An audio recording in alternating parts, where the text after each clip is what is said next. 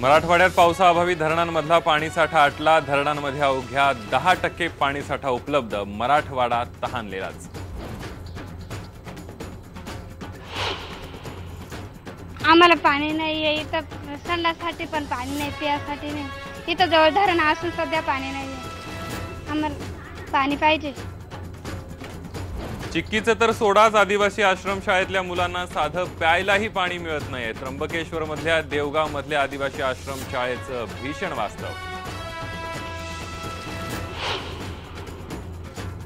अकोल्यात हालाकीच्या परिस्थितीमुळे शेतकऱ्याने बैलाच्या जागी कुटुंबियांना जोडलं अवताला। सरकार या गरजू शेतकऱ्याला मदत करणार का?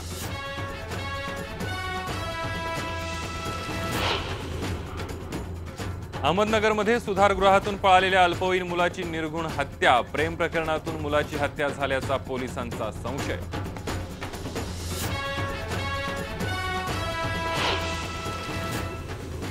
आणि नंदुरबार जिल्ह्यात अक्कलकुवा पोलिसांनी गांजा शेतीचा केला पर्दाफाश। केळीच्या बागेतच गांजाचं घेतलं होतं आंतरपीक।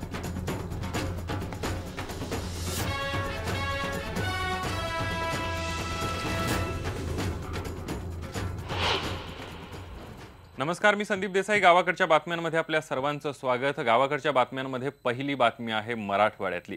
राज्यभरात पावसानं काही काळ हजेरी लावली आणि मग मात्र दडी मारली आहे। मराठवाड्यात तर पावसानं दडी मारल्यानं अनेक समस्या निर्माण होत आहेत। केवळ शेतीवरच नाही तर मराठवाड्यातल्या पाण्याच्या साठ्यावर सुद्धा याचा परिणाम दिसू लागलाय। औरंगाबाद शहराजवळच्या हर्सुल तलावात एक थेंब सुद्धा पाणी नाहीये। आणि याचाच आढावा घेतलाय आमचे औरंगाबादचे ब्युरो चीफ सिद्धार्थ गोदाम यांनी।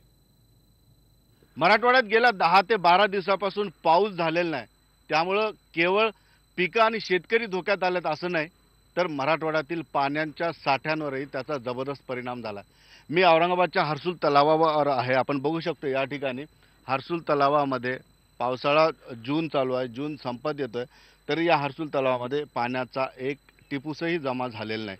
गेल्या वर्षी या तलावामध्ये आजपर्यंत जवळपास 5 ते 7 फूट पाणी साचलं होतं, मात्र यंदा पाऊसच नाही। त्यामुळे या ठिकाणी कसल्याही पद्धतीचा पाण्याचा साठा नाही। हा प्रश्न केवळ औरंगाबादचा नाही तर मराठवाड्यामधील जवळपास 850 लघु मध्यम आणि मोठे जे पाण्याचे प्रकल्प आहेत त्यामध्ये केवळ 10% पाण्याचा साठा आहे। आणि दुसरं महत्त्वाचं, मराठवाड्याची जीवनवाहिनी जरी म्हटलं तरी चुकीचं ठरू नये, त्या जायकवाडी धरणामध्ये उपयुक्त पाण्याचा साठा केवळ 1.5 आहे। जवळपास 1.5% पाण्याचा साठा आहे आणि जर पाऊस नाही पडला तर हा साठा अजून कमी होत जाईल। एकंदरीतच मराठवाड्यामध्ये पाऊस नाही म्हणून खरीप पिकं हाताची जातील, हा तर धोका आहेच आहे। केवळ हा एकच धोका नाही तर मराठवाड्यामध्ये जे पाण्याचे साठे आहेत ते झपाट्याने कमी होत आहेत आणि त्यामध्ये पावसाचा साठा वाढत नाही आहे। एकंदरीतच हे संकट फक्त शेतकऱ्यांवरचं नाही आहे तर तुमच्या माझ्यासारख्या शहरी माणसांवरही पाऊस जर नाही पडला तर भीषण संकट येण्याची शक्यता आहे। सुधीर जाधवसह सिद्धार्थ गोदाम, IBN लोकमत, औरंगाबाद। शालेय पोषण आहारातील चिक्की खरेदीवरून सध्या चांगलाच वाद पेटलाय, पण नाशिकच्या आदिवासी विद्यार्थ्यांना चिक्की सोडा साधं प्यायला पाणी सुद्धा मिळत नाहीये। त्र्यंबकेश्वरच्या या देवगाव आदिवासी मुलांवर ही परिस्थिती ओढवली आहे। तिथं शाळा उघडून 20 दिवस उलटून गेलेत, पण अद्यापही प्रशासनाकडून पिण्याच्या पाण्याची सोय करण्यात आलेली नाहीये। परिणामी मुलांना शाळा सोडून पाण्यासाठी आजूबाजूच्या विहिरी धुंडाळाव्या लागतायत। या आदिवासी शाळेत जवळपास 400 मुलं आहेत, तरीही प्रशासनानं शाळेत पिण्याचं पाणी उपलब्ध करून न दिल्यानं मुलांची पाण्यासाठी पायपीट सुरू आहे। आमच्या शाळेत पाणी नाही पियाला। शाळा उघडून 15 दिवस झाले, पाणी नाही पियाला। मग तुम्ही काय कसं कुठून आणता पाणी? काय शाळेत बादली घेऊन जातो आम्ही जिऱ्यावर, तिथून आम्ही पाणी आणतो। अच्छा, किती दिवस झाले? 15 दिवस झाले। आम्हाला पाणी नाही आहे इथं, संडासाठी पण पाणी नाही, पियासाठी नाही। इथं जवळ धरण असून सध्या पाणी नाही आहे। आम्हाला पाणी पाहिजे। जास्त लांब पाण्यावर जायला लागतंय, त्याच्यामुळे पोरीस आले नाही। शाळेत समोर येईल होते पण फिरून गेले, पाणी नव्हतं ना। आमच्या धरणाचं पाणी खराब आहे त्याच्यामुळे फिरून गेले। आपण आहोत त्र्यंबकेश्वर येथील देवगाव येथे। या ठिकाणी शासकीय आश्रमशाळा आहे। आपण माझ्या मागे बघू शकतात, ही शासकीय आश्रमशाळा आहे ज्या ठिकाणी आदिवासी विद्यार्थ्यांनी शिक्षण घेतात। आणि अशा ठिकाणी शैक्षणिक वर्ष सुरू होऊनही 20 दिवस उलटले तरी मुलींची संख्या ही पूर्ण झाली नाही। कारण आहे पिण्यासाठी या ठिकाणी विद्यार्थ्यांना पाणी नाहीये. याबाबतच बोलण्यासाठी आपल्यासोबत आहेत श्रमजीवी संघटनेचे भगवान मेढेजी. नेमकी समस्या काय आहे त्यांच्याकडनं जाणून घेऊया. मेढे सर, काय सांगाल? एक दुर्दैवी गोष्ट आहे की पिण्यासाठी पाणी नाही म्हणून शाळा बंद ठेवण्यात आली. मी पहिल्यांदा सरकारचा निषेध करतो. आणि या शाळेमध्ये पाणी प्यायला नाही हे आधी शाळेला माहीत होतं किंवा शासनाला माहीत असतानाही त्यांनी या 15 तारखेच्या आधी काय व्यवस्था केली नाही असा माझा सवाल आहे. 15 तारखेच्या आधी जर व्यवस्था केली असती तर आज मुलींची शाळा बंद ठेवण्याची वेळ आली नसते. गेले 20 दिवस मुली शिक्षणापासून वंचित आहेत. या वंचित जे सरकारने ज्यांना ठेवलेलं आहे त्यांची चौकशी करावी आणि मुलींच्या पिण्याची पाण्याची व्यवस्था तात्काळ करावी अशी माझी मागणी आहे. या विद्यार्थिनींना लवकरात लवकर पाण्याची सोय जर केली नाही तर त्यांचं शैक्षणिक आयुष्यही धोक्यात येऊ शकतं. हेमंत बागुलसह कपिल भास्कर, IBN लोकमत, त्र्यंबकेश्वर. याविषयी आपल्यासोबत बोलण्यासाठी आपला रिपोर्टर कपिल भास्कर आहे. कपिल, आपण बघितलं की शाळेतल्या मुलांना प्यायच्या पाण्यासाठीच पायपीट करावी लागते. 400 विद्यार्थी या शाळेत आहेत, मात्र प्रशासन सुस्त असल्याचं दिसतंय. काय सांगशील? बरोबर आहे. 20 दिवस शाळा चालू होऊन झालेली आहे. त्र्यंबकेश्वर तालुक्यातील देवगाव ही शासकीय आश्रमशाळा आहे. या ठिकाणी 400 विद्यार्थिनी हे शिक्षण घेतात. वसतिगृह सुद्धा या ठिकाणी आहे आणि पाणी या ठिकाणी नाहीये, कारण की या ठिकाणी जी विहीर आहे आणि आजूबाजूचं जे पाण्याचे छोटे मोठे तलाव आहेत त्या ठिकाणी सुद्धा पाण्याची बिकट परिस्थिती, पाऊस झाल्या नसल्यामुळे या विहिरीला पाणी नाहीये आणि गाळयुक्त असं पाणी आहे. त्यामुळे लांब जाऊन त्यांना हे पाणी आणावं लागतं. आणि विशेष म्हणजे बाजूलाच वैतरणा धरण आहे 1 किलोमीटर अंतरावर, पण त्या ठिकाणाहून त्या विद्यार्थ्यांना पाणी घेता येत नाही अशी परिस्थिती आहे. एकंदर शासनाचा जो आहे हलगर्जीपणा यामधून दिसून येतो. एकीकडे चिकी घोटाळा गाजत असताना दुसरीकडे या विद्यार्थ्यांना साधं पाणी सुद्धा प्यायला नाही अशी भीषण आणि वाईट परिस्थिती आहे. अगदी कपिल, तू या संदर्भामध्ये तालुका शिक्षण अधिकाऱ्यांशी किंवा या प्रकरणाची दखल घेण्याजोगे जे अधिकारी आहेत तालुका लेवलचे त्यांच्याशी काही बोलण्याचा प्रयत्न केलास का? त्यांची काय प्रतिक्रिया येते? एकंदर शिक्षण त्या ठिकाणी असलेल्या आश्रमशाळेतील शिक्षकांशीच मी या संदर्भात बोललो. त्यांनी तर आधी सांगितलं की ही बातमी तुम्ही प्रसिद्ध करू नका, कारण की आमच्यावर सुद्धा कारवाई होऊ शकते. आणि या संदर्भात त्यांनी तहसीलदार असतील किंवा ज्या प्रशासन आहे त्यांना टँकरसाठी सुद्धा प्रस्ताव पाठवलेला नाही. टँकरसाठी प्रस्ताव पाठवला असता आणि तात्पुरत्या स्वरूपात तरी टँकर चालू झाला असता तरी जी विद्यार्थिनींची जी सोय आहे पाण्याची ती कुठेतरी मिटली असते. परंतु प्रस्ताव पाठवलेला नाही, त्यामुळे टँकर सुद्धा या ठिकाणी सुरू झालेले नाहीये. धन्यवाद कपिल, तू दिलेल्या या संपूर्ण माहितीबद्दल. आपण बघितलं की शाळा सुरू होऊन 20 दिवस झाले तरी सुद्धा शाळेतल्या मुलांना पिण्याच्या पाण्यासाठी पायपीट करावी लागते. प्रशासन मात्र सुस्त असल्याचंच आपल्याला दिसून येत आहे. वळूया पुढच्या बातमीकडे. पुढची बातमी आहे अहमदनगर जिल्ह्यातली. अहमदनगरच्या सुधारगृहातून फरार झालेल्या अल्पवयीन मुलाची निर्घृण हत्या करण्यात आली आहे. सनी शिंदे असं या हत्या झालेल्या मुलाचं नाव आहे. प्रेम प्रकरणातून सनीची हत्या झाल्याची शक्यता आहे. अल्पवयीन मुलीच्या अपहरण प्रकरणी सनीवर गुन्हा दाखल होता. 30 मे रोजी रेक्टरचा गळा दाबून सनी फरार झाला होता. बीड जिल्ह्यात पाटोदा तालुक्यात त्याचा मृतदेह आढळून आला.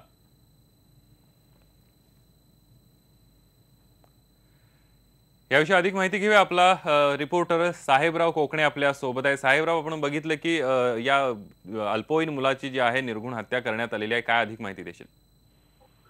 तर संदीप, या सगळ्या प्रकरणामध्ये 23 मेला या मुलावरती आणि तिच्या वडील आणि भाऊ यांच्यावरती अल्पवयीन मुलीला लग्नाचं आमिष दाखवून तिचं अपहरण केल्याची तक्रार अहमदनगरच्या कोतवाली पोलीस ठाण्यामध्ये दाखल झाली होती.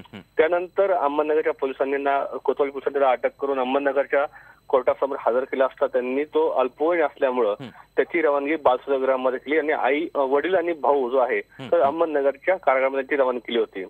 या दरामध्ये 30 मे रोजी दुपारच्या दरम्यानमध्ये रेक्टरचा पाणी घेण्याच्या बहाण्याने रेक्टरला बोलवलं आणि त्या गळा दाबून हा फरार झाला होता. याच्यानंतर पोलिसांच्या तपासामध्ये असंही निष्पन्न झालं होतं की बा माझा या ठिकाणी खून होऊ शकतो, म्हणून मला पळणे गरजेचं आहे, असं त्या तपासामध्ये पुढे आलं होतं. यानंतर काल सायंकाळी हा मृतदेह बीड जिल्ह्यातील पाटोदा तालुक्यामध्ये सापडला आणि त्याच्यावरती आज पाटोदा पीआय तपास अधिकारी आज नगरला आले होते आणि जेव्हा कारागृहामध्ये जे वडील आणि भावाला ते फोटो दाखवले त्याच्या दोघांनी त्याला ओळखलेलं आहे की हा आमचाच मुलगा आहे. या सगळ्या प्रकारामध्ये प्रेम प्रकारामधून तिचा खून झाल्याचं एक संशय आहे लोकांना बोललं होतं आणि या सगळ्या प्रकरणामध्ये आत्ता पाटोदा पोलिसांमध्ये फेऱ्या देण्याचं काम सुरू आहे आणि या सगळ्या प्रकारामध्ये जवळच्या वडिलांनी आणि त्यांनी यापूर्वी शंका दर्शवली की माझ्या मुलाचा खून होऊ शकतो, यापूर्वी त्याचं बोललं होतं. संदीप, अगदी साहेबराव, आपण बघितलं की संशयित जे संशय व्यक्त केला जातोय की प्रेम प्रकरणातून ही हत्या झाली असावी, काही संशयित आहेत का किंवा या संशयितांना ताब्यात घेण्यासंदर्भात काही माहिती मिळते का? अजून या प्रकरणामध्ये पाटोदामध्ये पोलिसांमध्ये गुन्हा दाखल होण्याचं सुरू आहे, परंतु यापूर्वी तिच्या नातेवाईकांनी अशी शंका केली होती, कारण ज्या मुलीवरून त्यांचं प्रेम प्रकरण होतं त्याच्यावरून ते गुन्हा दाखल झाला होता, त्यांच्यावर त्यांना संशय आहे असं ते बोललं होतं. परंतु आता FIR दाखल झाल्यावरतीच या सगळ्या प्रकरणाचा उलगडा होईल की नेमकी FIR कशा प्रकारे दाखल होते, कारण आता ED दाखल झालेली आहे आणि त्यांची आत्या जी आहे त्या मुलाची, त्या आत्याला पोलीस घेऊन गेलेले आहे तिचं प्रथमदर्शन पाहण्याकरता. आता ज्या पोलीस स्टेशनमध्ये PM झालेलं आहे त्या मुलाचं आणि आता पाटोदा पोलिसांमध्ये गुन्हा दाखल झाल्याचं काम चालू आहे. संदीप, धन्यवाद साहेबराव तू दिलेल्या संपूर्ण माहितीबद्दल. राज्यातल्या विविध दलित संघटनांनी आज शिर्डीत आक्रोश मोर्चा काढला. गेल्या 2 वर्षात अहमदनगर जिल्ह्यात मध्ये मोठ्या प्रमाणावर दलित अत्याचाराच्या घटना होत आहेत आणि त्याचमुळे दलित अत्याचारग्रस्त जिल्हा म्हणून जाहीर करावा या मागणीसाठी या मोर्चाचं आयोजन केलं होतं. यावेळी या महामोर्चामुळे शिर्डी शहरातले सर्व व्यवहार काही काळ ठप्प झाल्याचं दिसून आलं, तर नगर मनमाड मार्गावरील वाहतूकही काही काळ विस्कळीत झाली होती.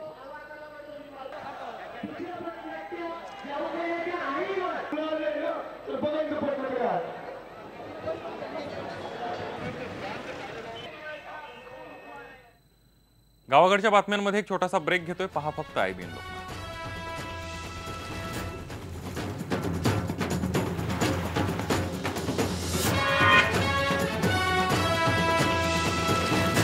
ब्रेक नंतर गावाकडच्या बातम्यांमध्ये बातमी आहे सरकारला गंभीरपणे विचार करायला लावणारी आणि त्याचबरोबर महाराष्ट्रातल्या शेतकऱ्याची परिस्थिती काय आहे याची जाणीव करून देणारी. राज्यात यंदा काही बरा पाऊस पडल्यानं पेरणीलाही सुरुवात झाली. अहमदनगर जिल्ह्यात मात्र एका शेतकऱ्यानं बैलाच्या अभावी चक्क लेक आणि सुनेलाच अवताला जुंपलंय. अकोले तालुक्यातील तांबोळ या गावातल्या पथवे कुटुंबावर ही परिस्थिती ओढवली आहे. आर्थिक परिस्थिती हलाखीची असल्यानं त्यांना 4 वर्षांपूर्वी बैल विकावे लागले आणि तेव्हापासून घरातील मुलं सुना पेरणीची औत ओढतायत. बैल गेला ऐकत नाही आता, त्यामुळे आता काहीतरी पाऊस वेळेवर होत नाही, त्यामुळे मग माणसं का ना ओढून वेळेत करतो आम्ही. जगू शकत नाही, पाणी पाऊस वेळेत झाला तर फायदे आहेत, नाही झालं मग मोलमंजुरी करून कसं तरी जगायचं. सध्या आता थोडासा पाऊस झाला आहे, पेरणीची लगबग सुरू झाली आहे. अनेक ठिकाणी ट्रॅक्टरद्वारे त्यानंतर बैलांच्या साहाय्याने पेरणी केली जाते. मात्र आजही असे अनेक शेतकरी आहेत की ज्यांच्याकडे आर्थिक परिस्थिती नाही आहे, त्यामुळे ते स्वतः शेतामध्ये राबतायत, स्वतः आपल्या घरचे लोक बैलासारखे जुंपून ते काम करतायत. आपण बघू शकतो अकोले तालुक्यातील हे शेतकरी आहेत, ज्या ठिकाणी या शेतकऱ्याकडे काही दिवसापूर्वी बैलजोडी होती, मात्र आर्थिक अडचणीमुळे त्यांनी ती बैलजोडी विकली आणि आता तर पेरणी करायची आहे, मात्र खिशामध्ये पैसे नाही, मात्र पेरणी तर करायची आहे. मग यांनी सगळे घरचे जे त्यांचे मुलं असतील, सुना असतील, हे सगळं या अवताला जुपलेत आणि अक्षरशः बैलासारखं या ठिकाणी ते काम करतायत आणि पेरणी करतायत. म्हणजे एकीकडं जगाचा पोशिंदा असलेला हा शेतकरी स्वतः मात्र उपाशी आहे. याच्यासाठी सरकार काही करणार का, हा खरा प्रश्न आहे. हरीश दिमोटे, IBN लोकमत, अहमदनगर. पावसानं सध्या दडी मारली असली तरी ग्रामीण भागात मात्र विजेचा लपंडाव सुरू आहे. पालघर जिल्ह्यात तर सतत 3 ते 4 दिवस वीज जात असल्यानं नागरिकांचे हाल होत आहेत. डहाणू तालुक्यातील कासा या गावात सलग 4 दिवस वीज नाहीये. पाण्याच्या मोटारी बंद होत्या, इथले विजेचे खांब खालून पूर्णपणे सडलेत. वीज तारांवरून झाडांच्या फांद्या गेल्यात, त्या पावसाळ्यामध्ये कोसळून तारा तुटतायत. पण दुरुस्तीसाठी सामानच उपलब्ध नाहीये, त्यामुळे 3-4 दिवस लाईट विना इथल्या नागरिकांना काढावे लागलेत. गेल्या 15 दिवसात विजेच्या तारा पडल्यामुळे 2 जणांना आपला जीव गमवावा लागलाय. मात्र तक्रारी सोडवता येत नसल्यानं अधिकारीही हैराण झालेत. आज काशा गावामध्ये 4 दिवस लाईट नाहीये. लाईटच्या ज्या पोल गेलेल्या आहेत तिकडच्या झाडाच्या फांद्या सुद्धा कापलेल्या नाहीत त्यांनी. पाऊस आहे, वारा आहे. गेल्या 4-5 दिवसापासून आमच्याकडे बिलकुल लाईटची व्यवस्था नाही, बिलकुल लाईट वगैरे नाही आहे आणि कोणाचे मोबाईल वगैरे बिलकुल आपले चार्ज नाही. मोटारीला प्यायला सुद्धा पाणी नाही आहे आणि जवळजवळ 30-40 वर्षे झाली आपण वारंवार तक्रार करून सुद्धा पोल वगैरे हे लोक बिलकुल हे नाही करत. आपल्यासोबत बोलण्यासाठी आपला पालघरचा रिपोर्टर विजय राऊत आहे. विजय, आपण बघितलं की 4 दिवसांपासून कासा या गावामध्ये लाईट नाही आहे आणि अनेक भागामध्ये जिल्ह्यात या मोठ्या प्रमाणावर लाईटीचा लपंडाव सुरू आहे. एकंदरीत महावितरणचं काय म्हणणं आहे, काय सांगशील? अगदी बरोबर आहे. महावितरण अजिबात या ठिकाणी लक्ष नाही. जवळपास पालघर जिल्ह्यामध्ये आणि ठाणे जिल्ह्यामध्ये 35-40 वर्षाचे जुने असे खांब आहेत लाईटचे. ते खांब पूर्णपणे खालून पूर्ण सडलेले आहेत. अशाच अवस्थेमध्ये हे वायरमॅन जे लाईनमॅन जे आहेत त्या पोलवरती चढतायत, ते कामं पण करतायत. मध्येच 1.5 महिन्यापूर्वीच एक वायरमॅन लाईनमॅन वरनं पोलवरनं काम करत चालला असताना तो वरनं खाली पडला आणि तो गंभीररित्या जखमी झाला. तरी देखील वरिष्ठ अधिकारी जे आहेत महावितरणचे त्यांचं अजिबात ह्याच्याकडे लक्ष नाहीये. गेल्या 4-5 दिवसापासून वारंवार ह्या ठिकाणची लाईट जाते आहे. वारंवार जे ग्राहक जे आहेत त्यांना कंप्लेंट करतात. तरी देखील महावितरणचे अधिकारी मात्र याकडे लक्ष द्यायला तयार नाहीत. मागच्या 15 दिवसापूर्वीच पालघर जिल्ह्यामध्ये 2 जणांना विजेचा शॉक लागून मृत्यू झाला. तरी देखील महावितरणाला सध्या जाग आलेली दिसत नाहीये. विजय, आपण बघतोय की कुठेतरी सर्वसामान्य नागरिकांना ज्याप्रमाणे जीव आपला जाण्याचा धोका निर्माण झालेला आहे त्याप्रमाणेच जे खाली काम करणारे जे कर्मचारी आहेत, म्हणजे लाईनमन असेल किंवा वायरमन असेल, यांना सुद्धा जीवाचा धोका या ठिकाणी असल्या परिस्थितीमध्ये काम करताना दिसून येतोय. त्याबद्दल काय सांगशील? अगदी बरोबर आहे. लाईनमन पण आपला जीव मुठीमध्ये घेऊन त्या ठिकाणी पोलवरती चढतायत आणि ते जेणेकरून गाव उजाळत आणण्याचा ते प्रयत्न करतात. मात्र त्यांचा जीव त्या ठिकाणी धोक्यात घालून ते सध्या पोलवरती चढून खांबावरती चढून त्यांचं काम करतात. मात्र अधिकाऱ्यांचं जाणूनबुजून यांच्याकडे लक्ष आहे का, असाच लाईनमॅनचा आणि वायरमॅनचा स्वभाव या ठिकाणी उपस्थित होतोय. म्हणजे एकंदरीत कुठेतरी वरिष्ठ अधिकारी आहेत हे जाणून बुजून दुर्लक्ष करत असल्याचं दिसतं. यामधून काय सांगशील? हो, बरोबर आहे. कारण वारंवार आम्ही पण फोनवरती कॉन्टॅक्ट साधायचा प्रयत्न केला. लाईनमॅन त्यांना रिक्वेस्ट करून सांगतात, त्यांना फोटो दाखवले लाईनमॅनने देखील की हे जवळपास 35-40 वर्षाचे पोल आहेत.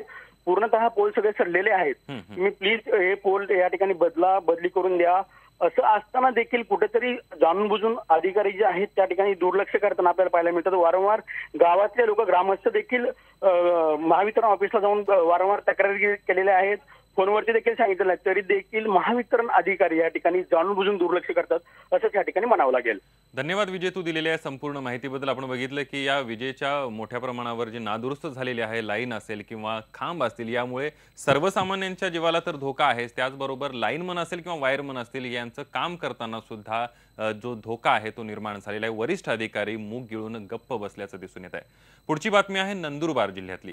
नंदुरबार जिल्ह्यातल्या अक्कलकुवा तालुक्यातील राजमोही गावाच्या परिसरात एका शेतामध्ये असणाऱ्या गांजाच्या शेतीचा पोलिसांनी पर्दाफाश केलाय. अंकलेश्वर बऱ्हाणपूर राष्ट्रीय महामार्गाला लागूनच असलेली केळी शेतीच्या मधोमध ही 36 गांजाची झाडं लावण्यात आली होती. जवळपास 6 महिन्यांची असलेल्या या झाडांचं वजन 113 किलो असून 6 ते 7 फुटांपर्यंत या गांजाच्या झाडांची वाढ झाली होती. याबाबत अक्कलकुवा पोलीस ठाण्याचे निरीक्षक प्रल्हाद घाटे यांना माहिती मिळताच त्यांनी आपल्या पथकासह या शेतीवर छापा टाकून ही सर्व झाडं ताब्यात घेतली. बाजारभावाप्रमाणे या गांजाची लाखो रुपयांची किंमत आहे. त्याचबरोबर ही कारवाई जी आहे ती अतिशय मोठी अशी मानली जाते. या प्रकरणी तमिलुद्दीन हबीब अली मकराणी वय वर्ष 70 या आरोपीला पोलिसांनी ताब्यात घेतलंय.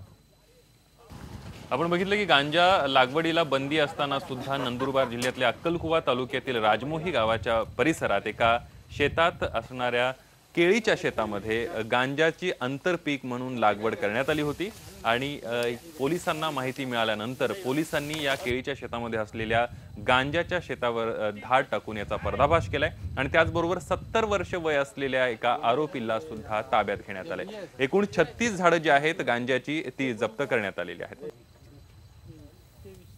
सकाळी आम्हाला गुप्त बातमीदारांवर माहिती मिळाली की मोठी राजमोही या ठिकाणी काही गांजाची झाडं केळीच्या शेतात लावलेली आहे. त्याप्रमाणे मग आम्ही आमचे माननीय SP साहेब, माननीय ॲडिशनल मॅडम यांच्या परवानगीने आमच्या पथकासह आम्ही तिथे गेलो आणि तिथे आम्हाला जवळजवळ 36 झाडे मोठ्या स्वरूपाचे साधारणतः 113 किलो वजन त्याचं आहे. आरोपी आम्हाला ताब्यात मिळाला. त्याचं नाव तमिलुद्दीन मकराणी म्हणून आहे. तर पुढची जी कारवाई आमची ती सर्व आम्ही करत आहोत. गावाकडच्या बातम्यांमध्ये पुन्हा एक छोटासा ब्रेक घेतोय. पहा फक्त IBN.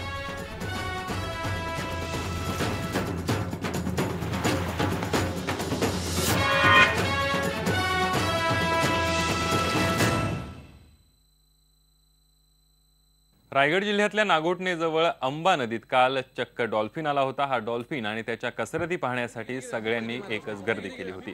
दुपारी एका मच्छीमाराने या डॉल्फिनला पाहिलं। हा डॉल्फिन नदीपात्रात आला कसा याचं सगळ्यांनाच आश्चर्य वाटतंय। या डॉल्फिन समुद्रातून भरकटून नदीच्या गोड्या खाऱ्या पाण्यात आला असावा असा अंदाज आहे। काल संध्याकाळी वन खात्याचे कर्मचारीही तिथं दाखल झाले आणि आता या डॉल्फिनला समुद्रात सुखरूप सोडण्यात आले। आपण या दृश्यांमध्ये बघू शकतोय की कशा प्रकारे अंबा नदीमध्ये डॉल्फिन जो आहे तो कसरती करतोय आणि डॉल्फिनच्या कसरती पाहण्यासाठी बघ्यांनी एकच गर्दी केली होती। हा डॉल्फिन मासा नदीमध्ये आला कसा असा प्रश्न सर्वांनाच पडला होता आणि त्याबरोबर आश्चर्य सुद्धा वाटलं।